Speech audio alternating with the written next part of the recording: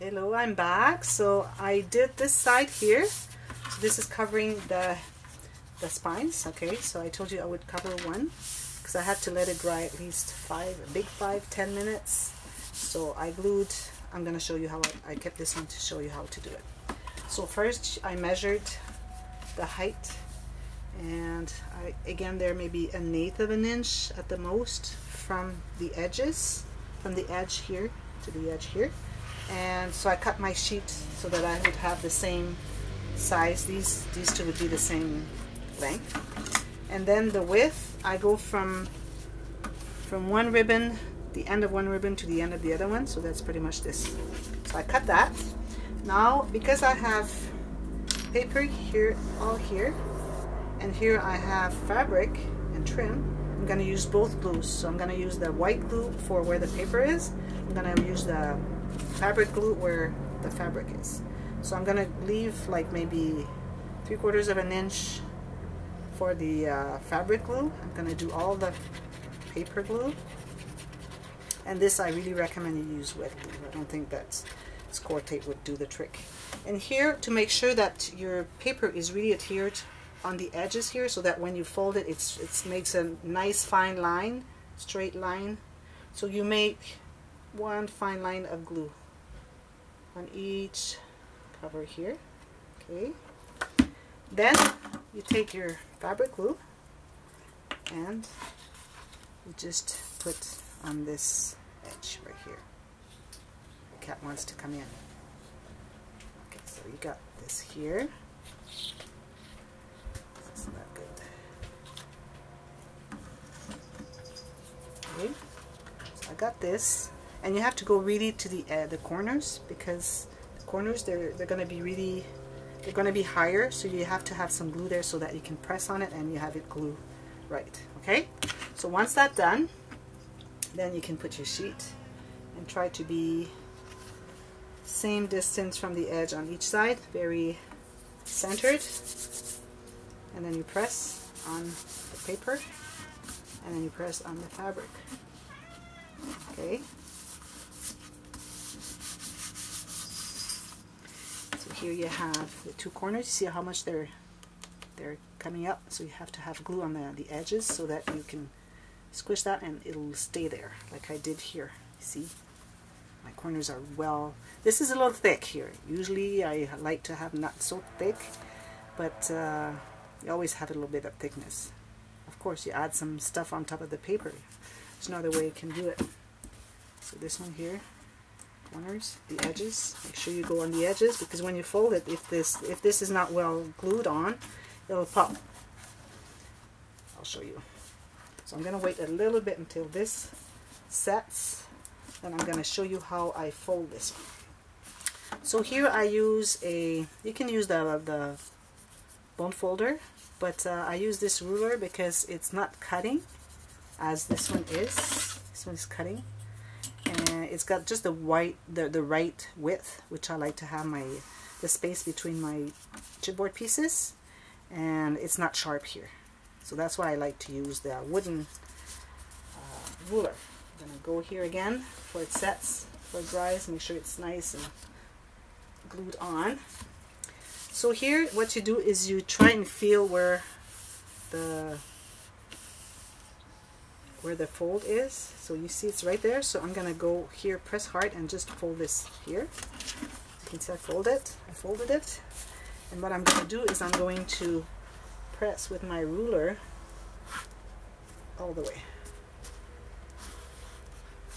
See, this here makes it quite stiff because of all the fabric and the trim, everything we've put here, especially the fabric, because the trim is here, it has nothing to do with the corner. So that's why I like to leave more space between my chipboard pieces so that it's not so stiff. Okay, I do the same on this one. I feel where it is, about here. With my ruler, I just fold it here. It's right there. Then I'm going to use my ruler and go all the way in to press it straight. So because I have put some glue right here on the edges of the chipboard, that's why it makes such a nice line, straight line. Doesn't make any like crooked fold. Okay, then you fold it like this. And also because you left so much space between the chipboard pieces, then it won't crack. The corners won't crack because there's not enough tension for that. And the fact that you have fabric, if they ever crack, then you won't get to see it, but it's better if they don't crack at all. Okay, so that's the one. Now this one I'm gonna try and fold, and you're gonna see if it's not dry enough, you'll see what happens. So there's my line right here. I'm gonna do this like this. Well, it's good. See, it's all nice.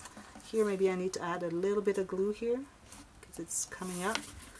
So this is my, I go like this. I press really hard on the corners especially. And then this one here.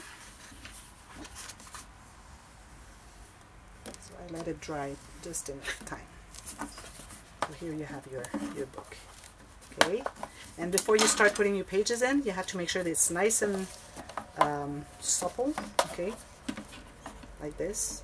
You fold it, not too much, not all the way in, because then you'll crack the corners for sure. Since it will never do that, your book, you don't need to do that. You just need to do a little bit so that when you work your book, when you open the pages, it won't be too stiff. But not more than a 45 angle here, 45-degree angle, not more than that. So I'm going to add a little bit of glue here. I'm going to use this one. So I think there's some missing. Okay. And here as well. I'm going to add some. And here maybe a little bit. You always have to do touch-ups,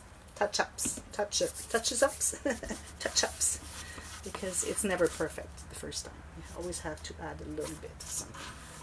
Okay, now the latch. Okay, we're at the latch now.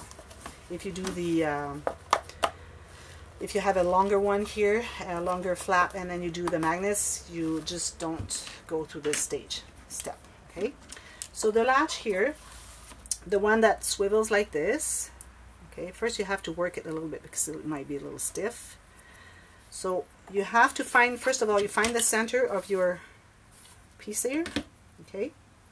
And then you're going to have this piece go that way, and you kind of center where your line is with the center of the latch, and then you're going to make some marks.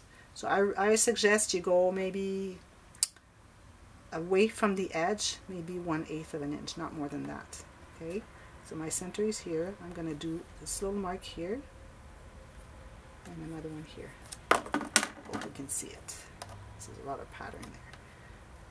Okay, now what I did, I told you that this one, because the brads are so thin and the holes are so big, that it was moving, so I had to use hot glue for that. So what I'm going to do, I'm going to get my hot glue so that you can see how I do this.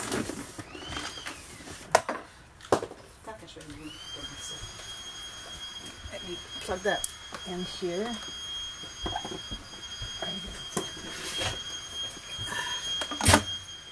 There, thank you. So noisy. Okay, so here I'm going to use my little punch. This is the 1/16 of an inch punch, and I'm going to punch in the holes where I have marked my marks with the pencil. Okay, I'm going to do one, then I'm going to make sure that the next one is really exact measure away, the same measurement as this one, away from the edge, because you don't want it to be crooked.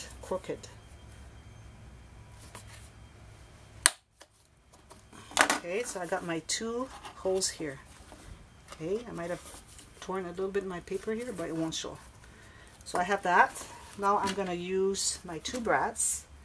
I'm going to check to see if having the holes smaller, maybe it'll be better, but I don't think. You see, I got this, and it's moving a little bit.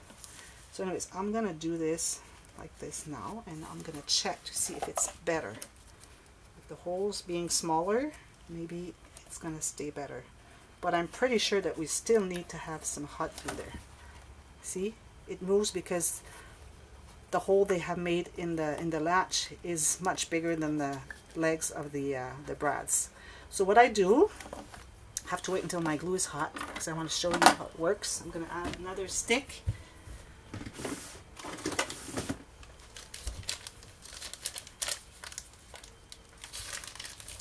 When it's open.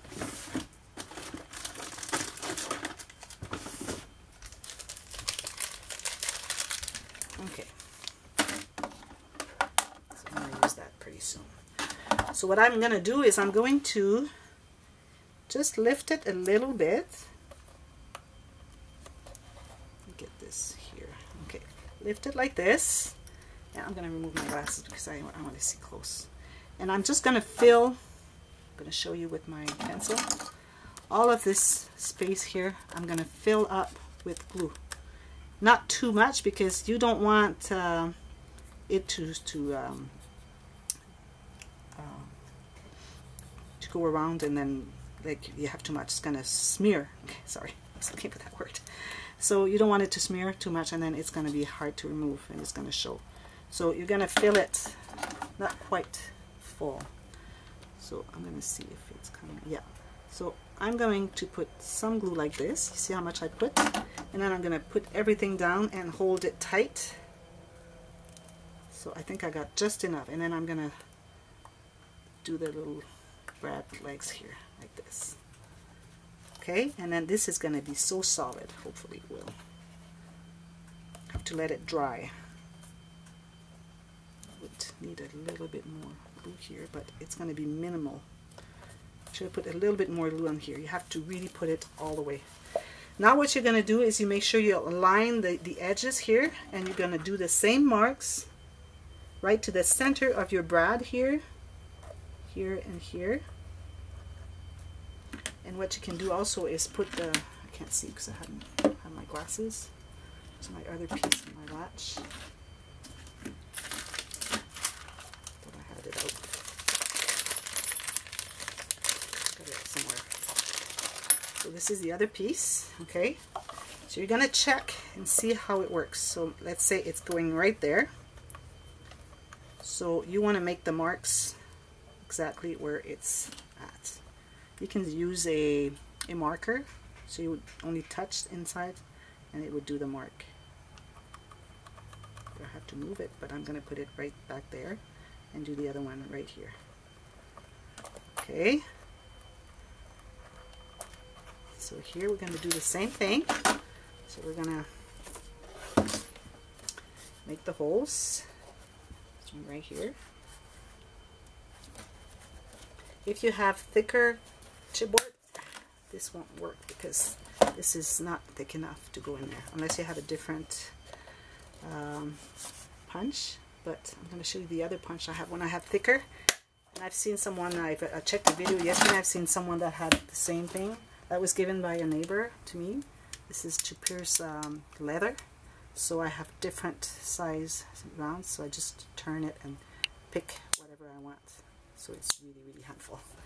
Okay, so here I have my two holes. So I'm going to do the same thing. I have my two brads. Here's my other thing.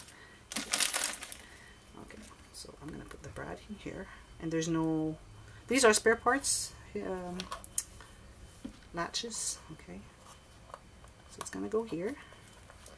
And I'm going to do the same thing. So I'm going to lift it a little bit and I'm going to fill it, especially where your brads are. This is where you want to put the glue, most of it.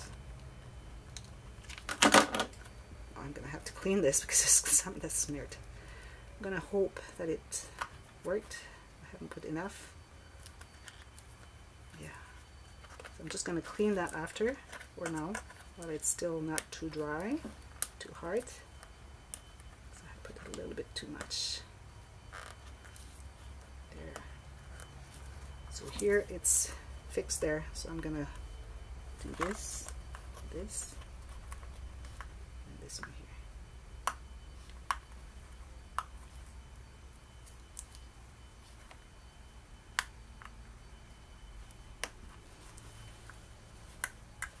Come on, these are stuck together. There, just put them sideways like this. So this is very solid. So now I have my latch going here. And little bit off, but it's still okay. Have a little bit of, I could have put it a little bit more like towards that side because we can see a little bit of an opening, but yeah,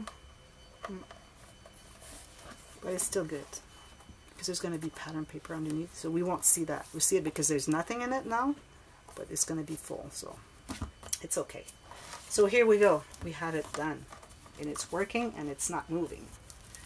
Then you can mat the inside, but not until, you have to do that right after you finish making your binder before you mat the inside, so that you're going to hide the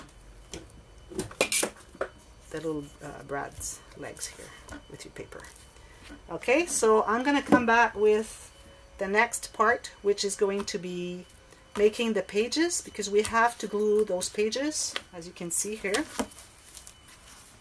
See, they're glued here, down here, on the back, here and here. So I'm going to make all the pages, and here I will make 3/8 of an inch between each for each interaction. So I need to have, here I have 3/8 of an inch each page. Okay, between each page. That means I need to have 2 times, we'll check that. I don't want to say something that I regret. So anyways, I'm going to come back with those measurements. I'm going to write those down and we're going to do that together. And then all you will have to do is just do all the interactions you want. You can have a little flap like this here with a magnet. You know, you can do whatever you want. If you want to do like simple interactions that are not too thick, you go with a smaller space between each page. If you want to have bigger, you go with bigger. But what we're going to do is we're going to start with the last one,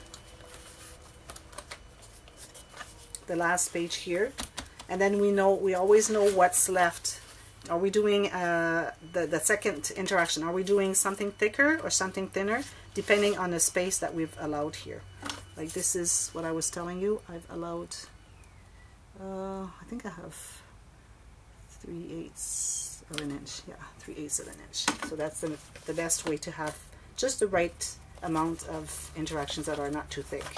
And I'm not going to make much thicker than that, so you have, you know, not too thick. Here where you have those, because they're so thick, those envelopes with the cards in it, that's thicker. So we're going to have to make sure that the other one here is not as thick, you know.